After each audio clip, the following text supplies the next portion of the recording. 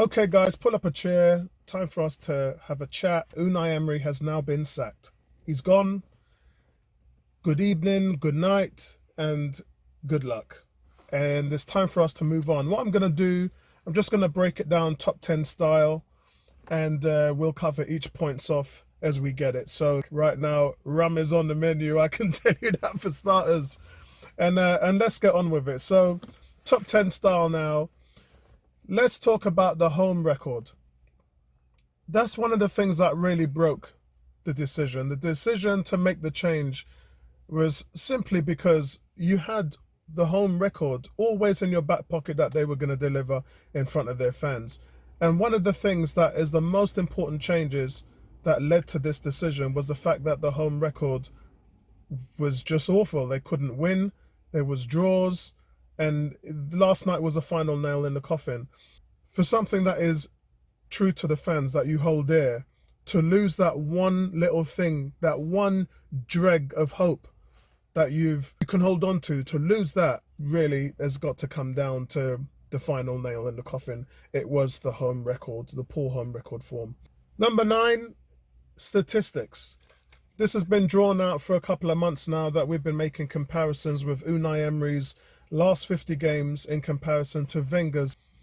And in every single statistic going in 10 categories, Unai Emery was behind Wenger. So, and let's put this into perspective. You were brought into the club to make a change. You were brought into a club to update our philosophies to a more modern football presence. And that being said, you're scoring less goals, you're letting in more goals, you're losing more games away from home, you're winning less games at home, you're surrendering more shots, you're having less possession, you're creating less chances, you're having less tackles.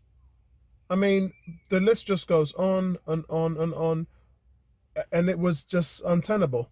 It really was. And I said that in my last video, that there's no specific way you can sit down and look at this thing and think to yourself, oh, well, at least Unai Emery's making improvements with the defence, or at least he's making improvements with his possession football, our passing, something we were renowned for under Wenger. There was none of that.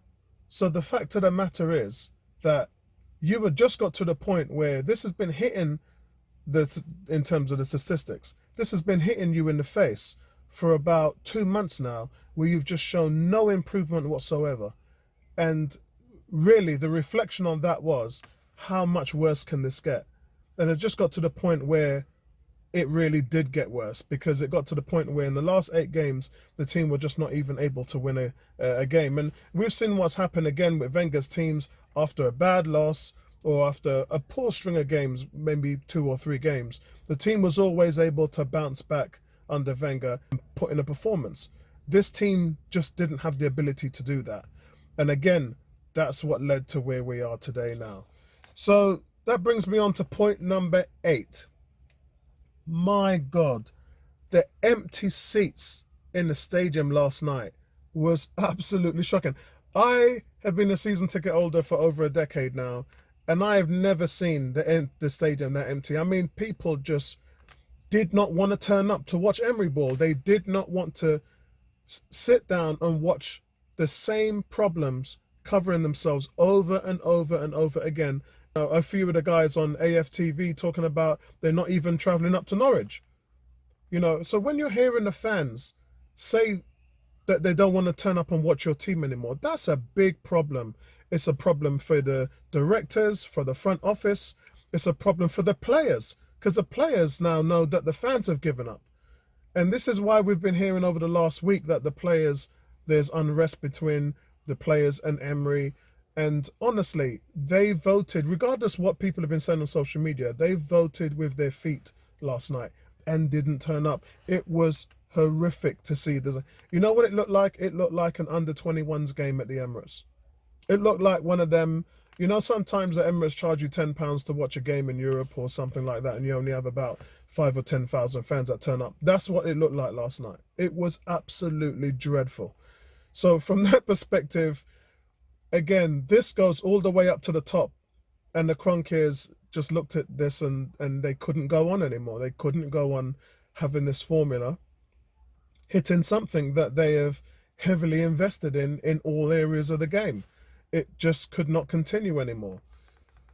Number 6, which is the most important, the interim manager right now, Freddie Ljungberg. And we have to remember and go back to the specific words that were left by Arsenal's Josh Kroenke, the director of the club. His statement this morning specifically said, "We thank Unai Emery and his staff." Yeah? Notice what I just said there, and his staff. So this possibly means that the likes of Juan Carlo and their assistant head coaches have all also been dismissed. Because remember, they were the ones that implemented this system, the training and everything else. All that has just not worked. Whatever they have been doing from a tactical standpoint has not worked. So everything has changed. Now for Freddie, this is an interesting point here, which I want to touch up upon. For Freddie, this is a really good example for him to show what he can do and type of simplify the process, because he has been sitting down watching all of this take part in the background. He's been on the training ground. He's seeing what doesn't work. He's picked up the negative impulses from what's been going on in the training ground, and he's seeing it sort of take part on the field of what's not been working. So now Freddie has the ability to implement some stability in the side and in the team and put in what he thinks is the best tactic and formations for this team to achieve. And listen, we're not even talking about achieve. We're talking about from a stability standpoint. Freddie has to steady the ship, and he should know exactly what is needed in order to do that. And that's why I'm saying right now that Ljungberg has the Ole Gunnar Solskjaer role of last season, where he's just stepped back and just come in, simplified things, put his arm around the players, got them playing, and that in itself is would be a victory for the club, because these players are just showing no effort, and that is also going to turn around as well, because if you've got a new manager that's going to come in, the players now are on showcase. The players are job interviewing now. They're having to step up their roles to show that they belong in this team. Because if they don't perform and a new manager comes in, they're going to be out the front door. Number 5 on the list, and we've seen the drop-off of Socrates. We've obviously, and you know where I'm going with this, I'm going with the Xhaka thing. My God, what a shock it was to see Xhaka. This is a prime example of where Unai Emery has failed. He has gone and put in to play for the club someone who should have never have played for Arsenal again. And this is just a statement to show how much Emery had lost. They just lost it. He just lost it. The fact that we saw Unai Emery choose to put Xhaka back in the field. I mean, no one's talking about that right now because of obviously the sacking. But this is a terrible decision.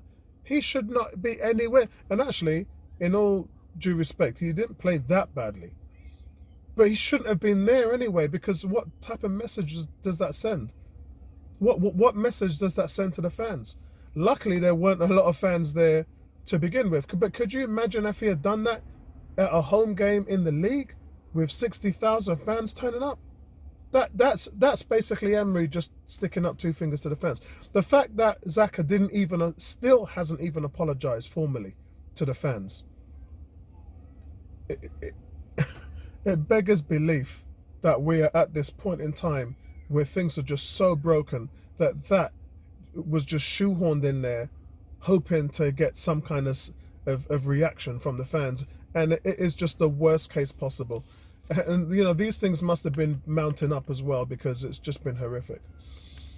Also, the defense. Please, please, please. We have known for months that Socrates and Luiz isn't working. And not so much Luiz, but Socrates isn't working.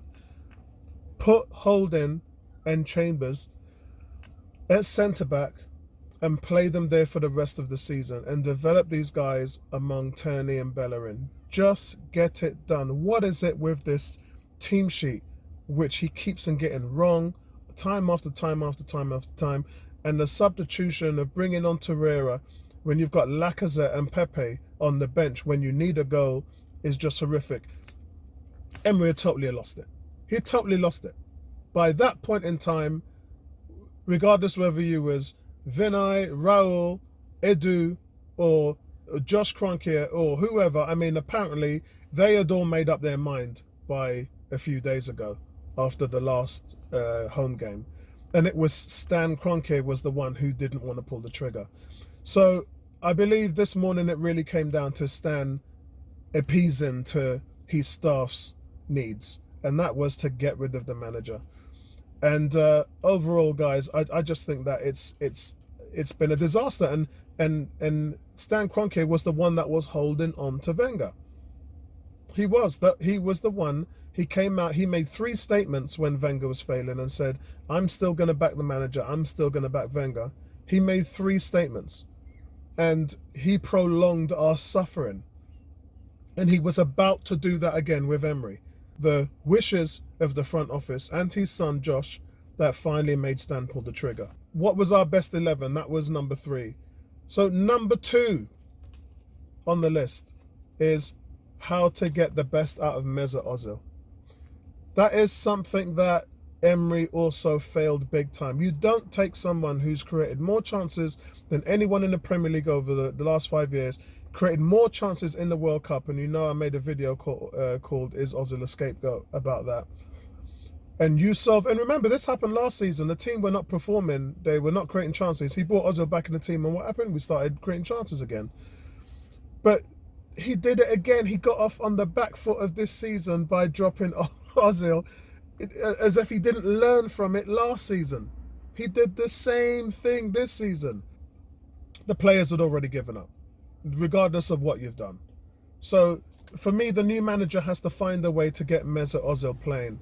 And that's something which Freddie Ljungberg is going to be challenged with. So for me, number 2 would be Mesut Ozil.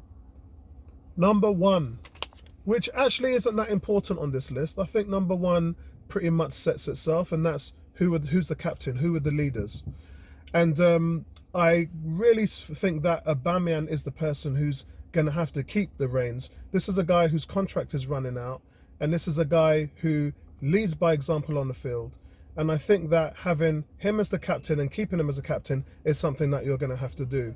So from that perspective, I believe that they have to go with Aubameyang and realistically let him settle in with the team.